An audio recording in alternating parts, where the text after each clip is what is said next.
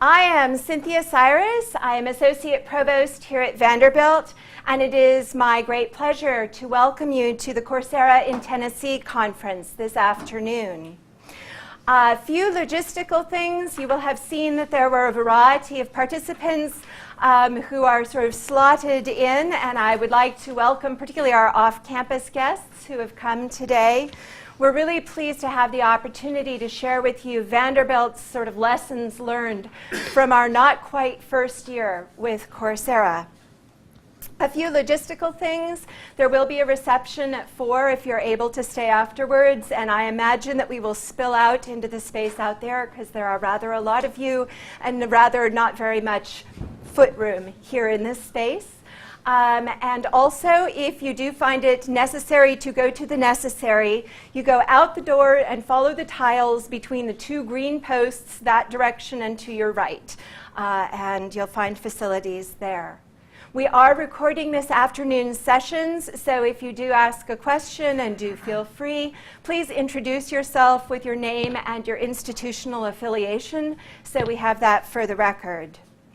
With that, I think I will briefly turn the microphone over to Mike Krause, who represents THEC and will talk for just a few minutes about the state system involvement with Coursera.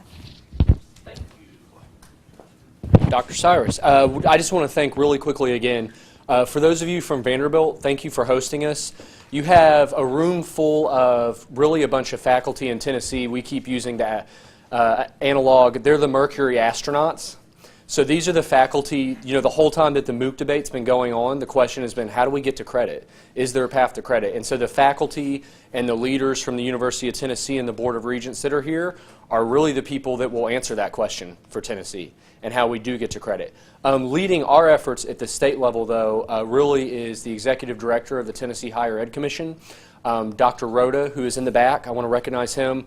I want to recognize Jamie Place from the Office of Governor Bill Haslam, and Dr. Russ Deaton, who is the Chief Fiscal Officer and Vanderbilt alum at THEC. Thank you again for coming. Thank you to the Vanderbilt faculty for the input that you will provide. We think that it gets our state efforts off to a really strong start.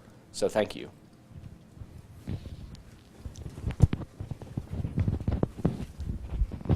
As you will see, I am not Derek Bruff, so his slides are staying up because I'm afraid that my computer, which has been a little bit temperamental, won't talk to the projector if I turn it off. So we're just leaving it there while we go through our opening remarks.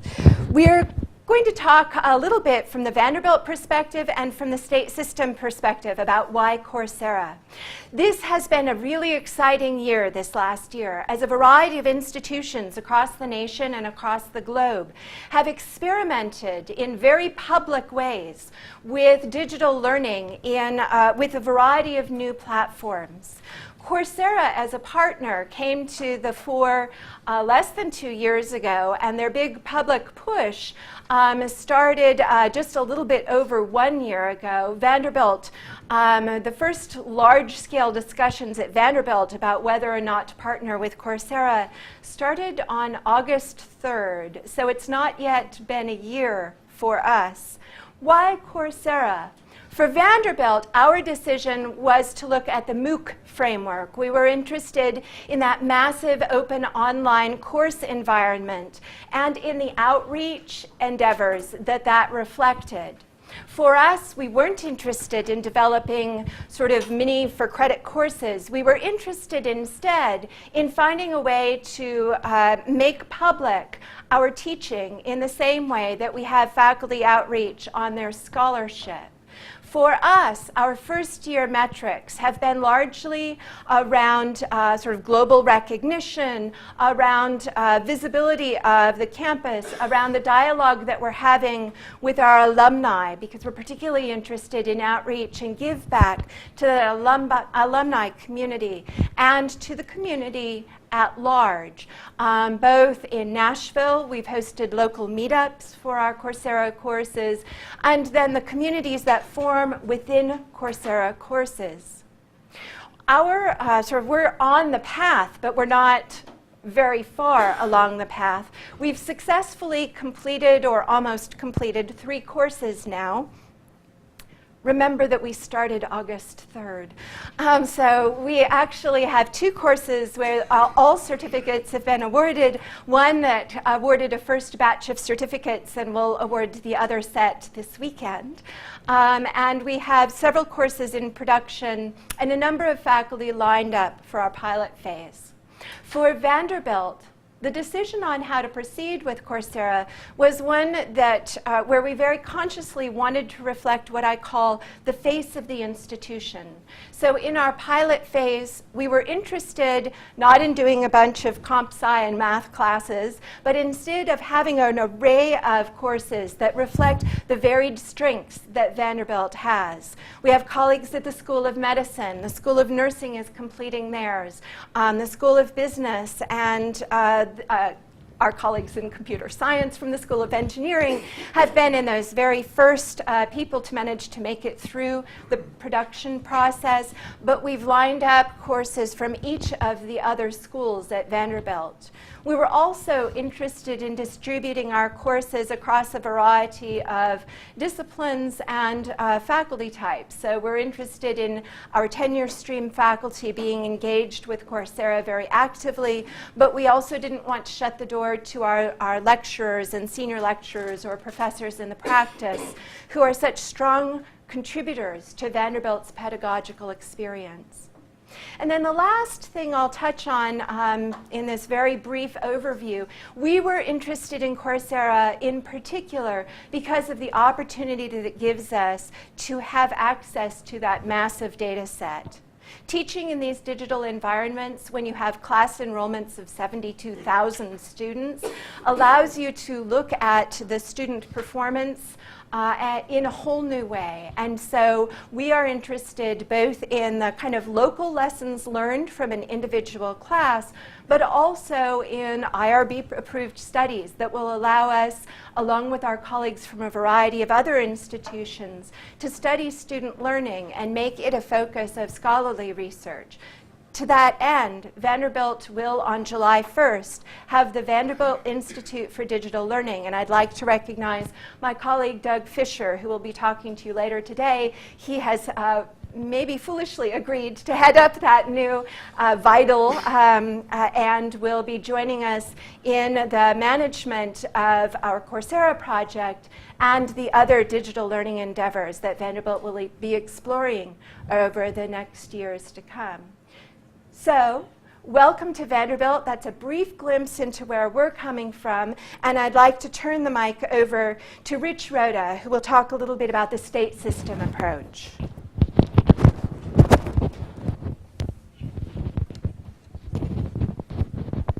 Have Michael travel. Maybe also. Well, thank you, Cynthia and others. First, let me thank Cynthia and her colleagues from Vanderbilt for hosting us today. We very much appreciate this. And to my colleagues from UT and the Board of Regents, systems and institutions, thank you also for being here, being a part of this. And to Mike Krause, who is kind of our unsung hero and who is the master of logistics and making complex things and many moving parts come together very quickly and seamlessly. So, thank you.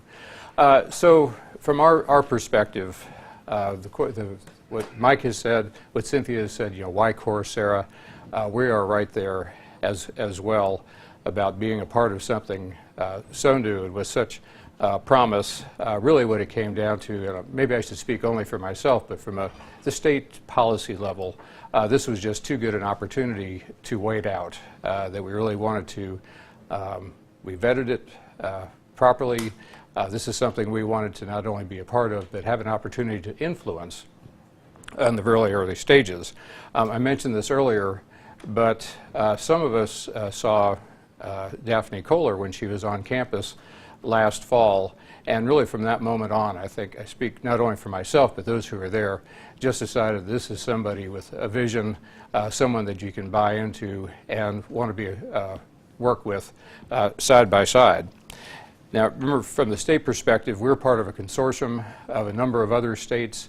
That was, on one hand, a very easy decision when we saw who else, which other states, which other systems were thinking along the same lines, that we very much wanted to be a part of that and learn from each other along the way. So it was really a matter of public policy, if you will, from that perspective. More specific to Tennessee, and those UT and the Board of Regents would know this, hopefully, but our governor, Bill Haslam, has really embraced the momentum that that he has inherited from the past few years, this whole completion agenda, and he has taken it a step further, at least one, if not many steps further, and announced back in January that we were going to have this drive to 55, and that is by the year 2025, 55% of adult Tennesseans would have some form of post-secondary credential. And it is state policy, and it's a way that we understand, for all the right reasons, it needs to happen, but it will not happen by itself. It's going to take some innovation, it's going to take some risk-taking as well. So in that sense, I think the issue of MOOCs in general, Coursera in particular, are vehicles toward that policy initiative. So I guess that's pretty much how I wanted to complete this, other than those, I think I speak for all of us, those who have the opportunity to be where we are at this point in time, see this as a tremendous opportunity, something that will drastically change the higher education dimension for the state, but particularly for those students who are going to be touched by this. We in the state sector are starting out modestly in the number of sections and the number of students who are going to be touching. I would say for those students, they are very fortunate young men and women to be a part of this. Right now it's in the pilot stage. And one last note, talking about compressed time frames and MOOC years, kind of like dog years. But I will say the first time we had a sit-down meeting with Daphne Kohler was, Mike, February 12th. And so when you think of all the things that have happened since then, in a very measured yet compressed kind of way, I think we're off to a tremendous start, and very pleased to be working with all of you. And again, thank you, Cynthia, for having here today. And I don't know who I'm turning this over to. Oh, Derek.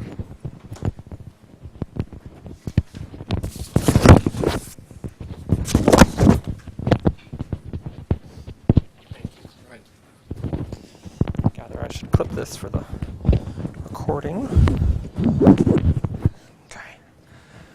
Well, welcome. I'm glad to be here today. I'm glad you all are here today as well. I'm Derek Bruff. I'm the director of the Center for Teaching here at Vanderbilt University. I've long had an interest in teaching with technology, and so that led me to be put on some various committees last year, and one thing led to another, and we've been pretty active in supporting our MOOC initiative here over the past year.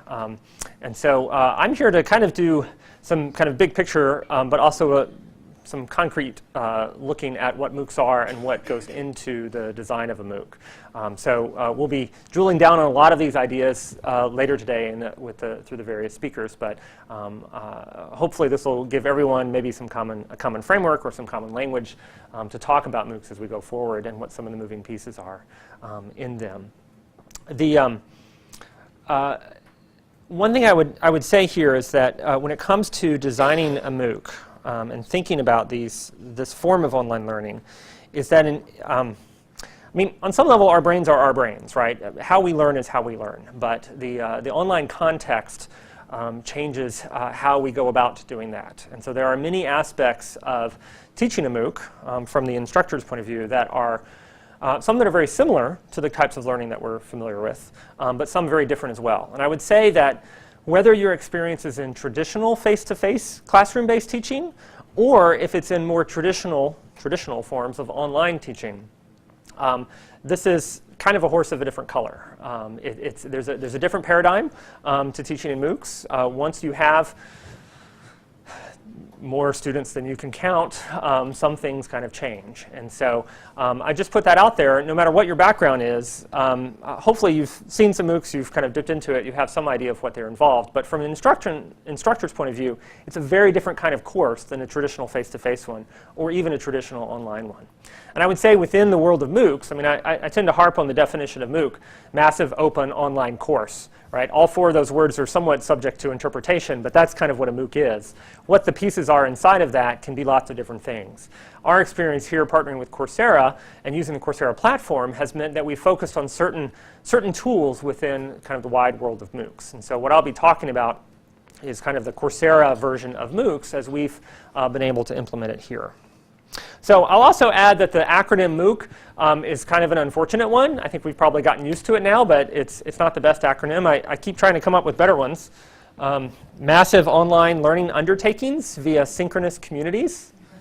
Seems fairly descriptive. Mollusks, maybe not much better. So I think we're stuck with it. I floated even more bizarre ones, but none of them go anywhere. So let me say a little bit about the kind of course design process. And again, I'm the director of the Center for Teaching here. I've been at the CFT for about 8 years. My background is as a mathematics instructor. And so we have a literature that we draw on when we work with faculty to help them design courses. And one of the key pieces of that is this backward design process. And so if you're familiar with instructional design, you've probably seen some version of this. So this is taken from the book Understanding by Design by Wiggins and McTighe. The first step is to identify your desired results. What are your learning objectives? What do you want students to be able to do or understand by the end of the learning experience? Once you've got that, then you determine acceptable evidence. How will you know if they know that thing or are able to do that thing? And that's where your assessments come in. And then once you've done that, then you plan the learning experiences. What are the learning experiences that students will have that will help them get to those goals? This is called backwards because a lot of teachers in all settings, when they start a new course, kind of run it the other way. They're like, well, what am I going to lecture on day one, right? Oh, yes, it's the 4th week of the semester. I probably should put together a test, right? And then maybe after you've taught the course a time or two, you're like, oh, that's what students are really getting out of this learning experience. Now I really understand what's going on in their heads. And so that's why Wiggins and McTighe called this the backwards design process. Ideally, we would start and go in this order, right? Because then you have this nice alignment between the various components of your course. Practically speaking, it doesn't always happen. And I would say that in our case, given the MOOC years that we've been operating under, we haven't always gone in this order. I think these pieces are still there, and you still have to strive for alignment, even if you're operating at a speed where you have to maybe privilege some of this material just so you can get it in the video production pipeline. But this idea of learning objectives, assessments, and learning experiences are certainly going to be a part of any kind of MOOCs that we design. So let me, so again, if you've got all the time in the world, this is a really nice process. Sometimes, practically speaking, you have to short circuit this a little bit. There are a couple of related ideas, though, that I think are worth sharing that kind of do apply no matter what. And one is the idea of scaffolding. So if you think about a MOOC as a learning experience that happens over time, and on some level, this is kind of what separates MOOCs from open educational resources, that there's a course to it. There's a start date, there's a stop date, there's a group of people kind of moving through it at the same time. That's what makes it a course on some level, modulo credit or not. The idea of scaffolding, that, and it's not so much the finished product of scaffolding, but if you think about how scaffolding is built, right? You build the first level, and then you stand on that level and build the next level, and then you stand on that level and build the next level, and then you have scaffolding over your entire building. And so this idea that the knowledge and skills that students are gaining throughout the learning experience should build over time, I think is something that's very important in the design of these courses. And it may be if you've got a survey course, it may be that you've got a different topic every week, and that's fine, but the skills that the students are developing in thinking within your discipline may be the things that scaffold. The other idea I would say is the idea of pacing. And so I love this image here, right? That's actually the camera's tracking the car, so the bike looks a little faster. But one of the things that we found with our MOOCs is that students, you have this huge variety of students. Now I know in the Tennessee context, you won't have necessarily students from all over the world in your courses. But one of the things that we found very interesting with this model is the challenge of pacing the course. And so I think we're used to thinking, whether it's the face-to-face context or the more traditional online context, we're used to thinking about a week-to-week progression through the semester. And when I said earlier, you have a course, you have students who are moving through this at the same pace. Well, not really, right? I mean, as you found, Jamie, you've issued some certificates a week ago, and you're going to issue another batch next week because students are moving through this at different paces. And so certainly for students who are not on the week-to-week plan, I think there's some design considerations that you have to take into account to accommodate those students. And again, for the credit-bearing courses, I'm not sure what this will look like, but this is something to attend to in terms of pacing. Let me give a short concrete example before I talk about some other components of MOOCs. So for instance, on the Coursera platform, you've got two different types of assessments. You've got the ones that are automatically graded by the computer, and then you've got the peer assessments, where students grade each other's work and give each other feedback. To do the peer assessments, right, you need to have students who are moving through that material at roughly the same pace, right? They all turn in their work at the same time, and then you release that work for peer assessments, and they do that at the same time, and then those results are given back to the students. If you have a student who wants to wait until the last week of the MOOC and then do everything, right, that's possible for some types of assessments, depending on how you set the deadlines. It's not possible for the peer-graded assessments. And so when using peer-graded assessments, you really have to think about deadlines and pacing very concretely. At the other end of the spectrum, you could have students who just kind of move through the material at whatever pace they want to. In theory, that could work. But there are places where that won't work as well.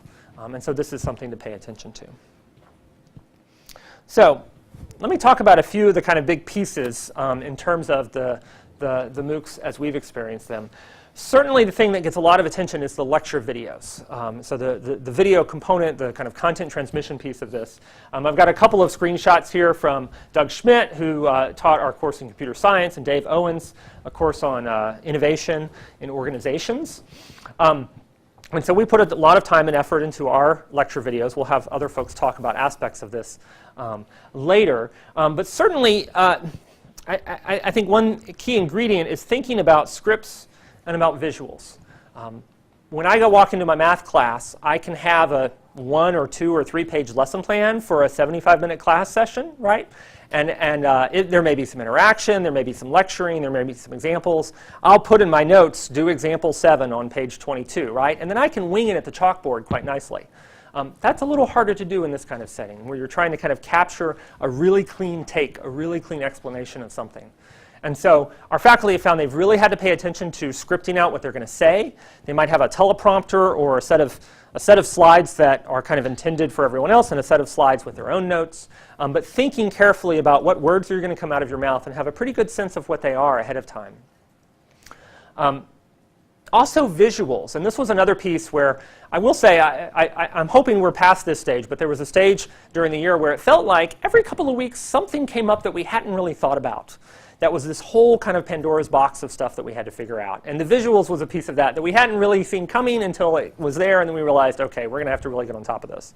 And one of the issues here, and again, the context may be a little bit different in more closed courses, but given that these courses are kind of out there on the open web, we need to have the right kind of permissions for any kind of content we include in the course.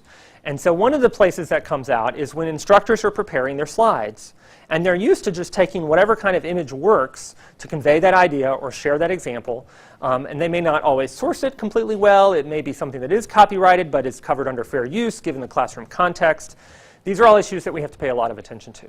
And so where we came down with these open courses was that images that you see in the slide need to have proper permissions. So they need to be either public domain or Creative Commons images, or maybe, like with Dave's course, he had an illustrator, right? One of his course assistants design images for his course. And I know Doug Schmidt didn't doodle his, but he had diagrams and stuff that he made as well.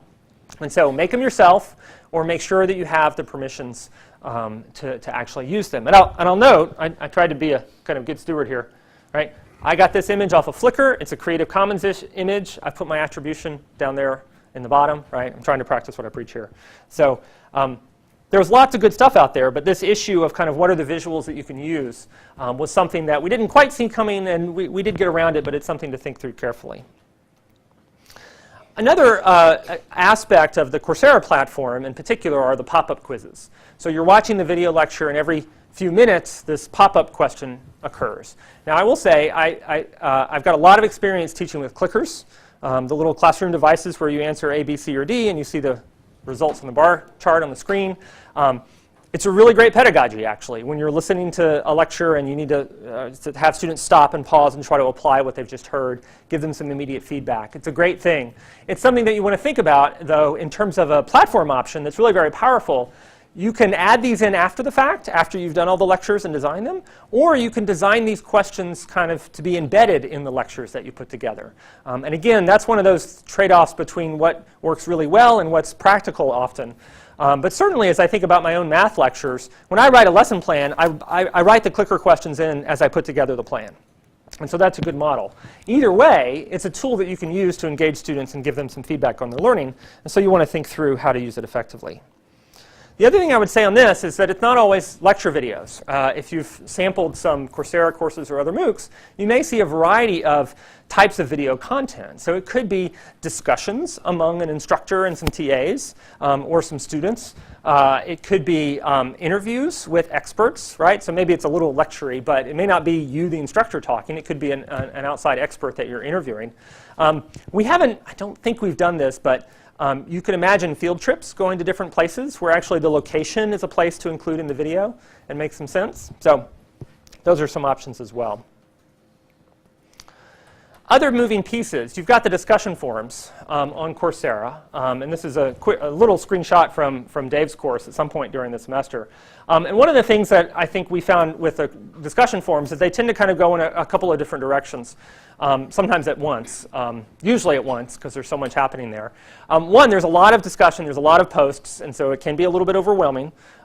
Figuring out what your strategy is for maintaining those and moderating those is important.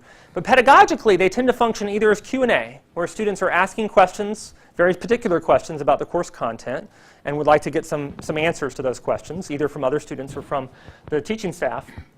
Or it can be a little bit more guided. And so this was something that Dave had. He had essentially a question of the week in his discussion forums. And I think you may talk about this a little bit later. But the idea of kind of seeding the discussion forums with good questions that help students make sense of things.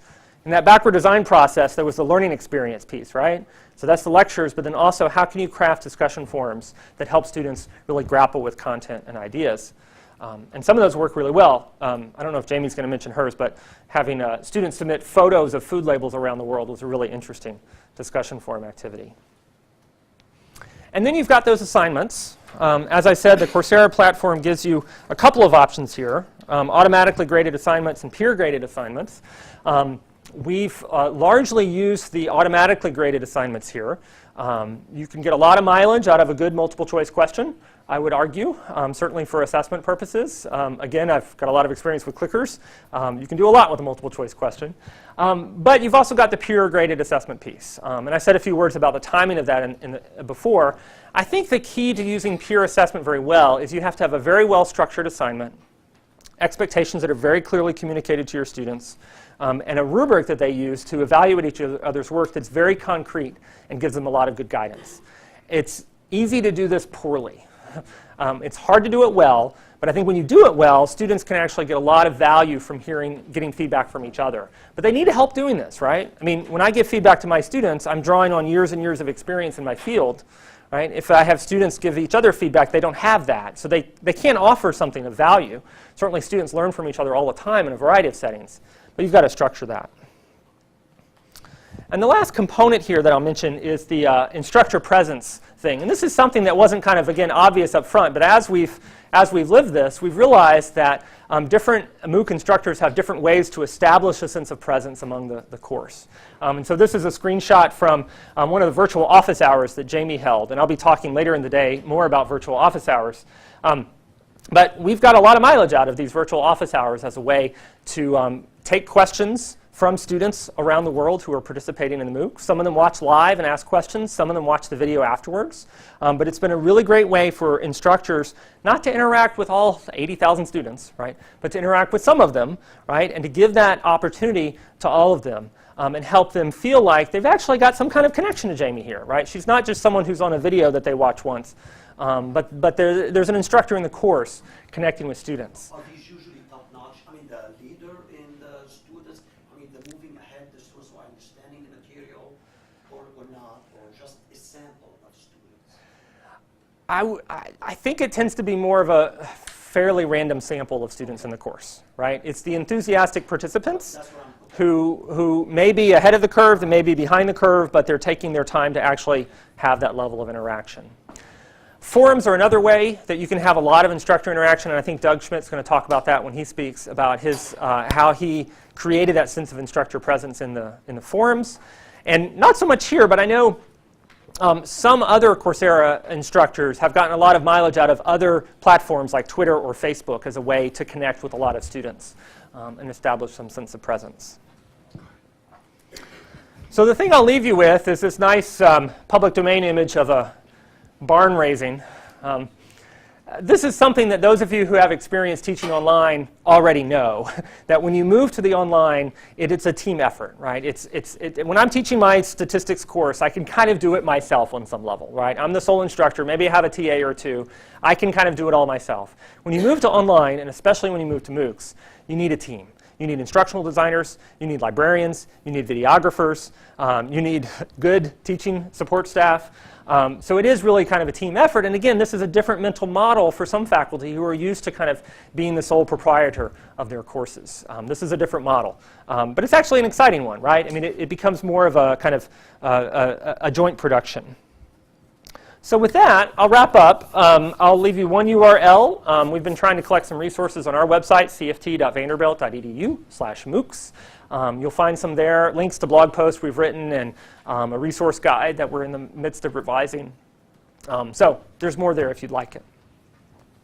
So that's all I have. Cynthia, do we have time for questions, or do you want to break? Or I defer to you.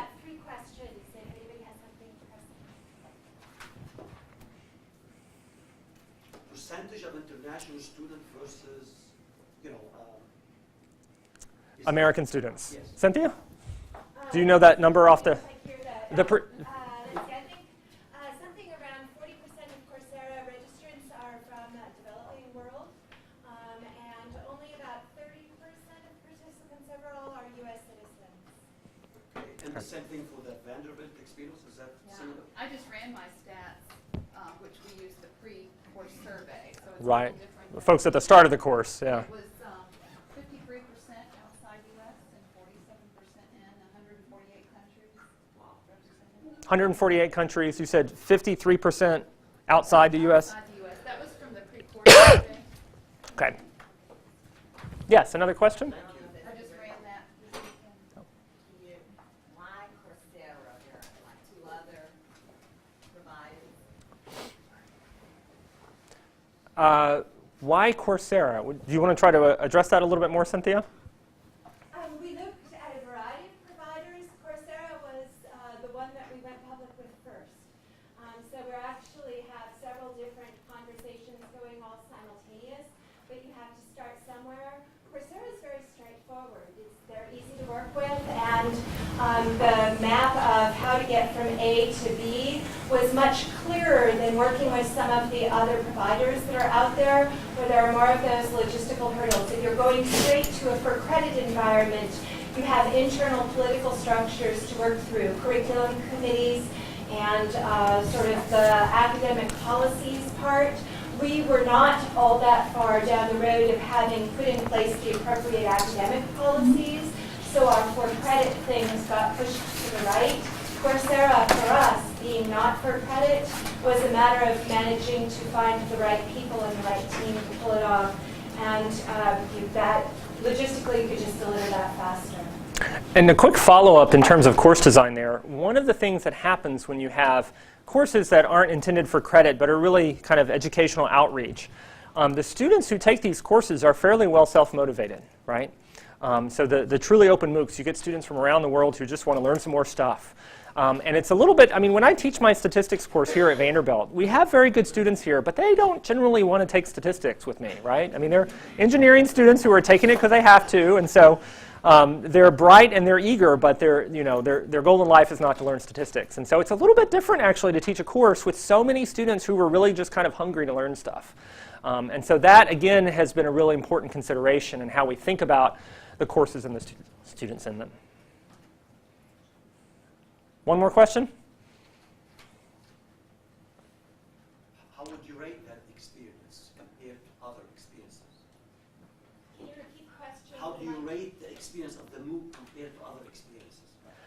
Well, I think you'll, so, yes. Oh, can I repeat the question in the mic? Sorry. The question is, how do you rate that experience compared to other teaching experiences that we've had? That's a really interesting question, and you might hear from some of our faculty here on that point. I think one of the things, again, the idea that you have tens of thousands of students who are kind of ready to come up to you after class and ask additional questions, right? I mean, it's actually a little overwhelming on day 1 and day 2, like you want to go home and cry overwhelming. But you get so much feedback about the course, the materials, the ideas. You're able to have kind of levels of intellectual discourse that, again, sometimes don't happen in the face-to-face class, even though the access is there. Given the motivation level, given the varying backgrounds of students, it's really kind of interesting. Again, another way to think about it is if you think about kind of the diversity and academic backgrounds of and experiences of Vanderbilt students or any school students, right? When you open the course to the entire world, you get 4 or 5 standard deviations of difference there, right? And so just the sheer variety in the types of students poses challenges, but also has some really fun opportunities. So, again, it's one of the things that feeds the peer-to-peer learning, right? Because the students can learn from each other and get and hear something from a different cultural perspective, from the perspective of a student who has a lot of professional experience in the area. It's exciting, but also hard to manage because there's so much of it. So with that, I'll turn it back over to Cynthia. Thanks.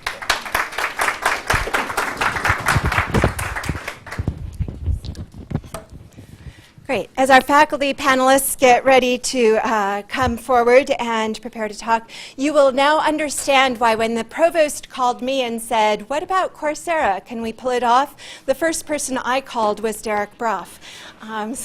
So the Center for Teaching has been a wonderful resource for us as we've gone into this.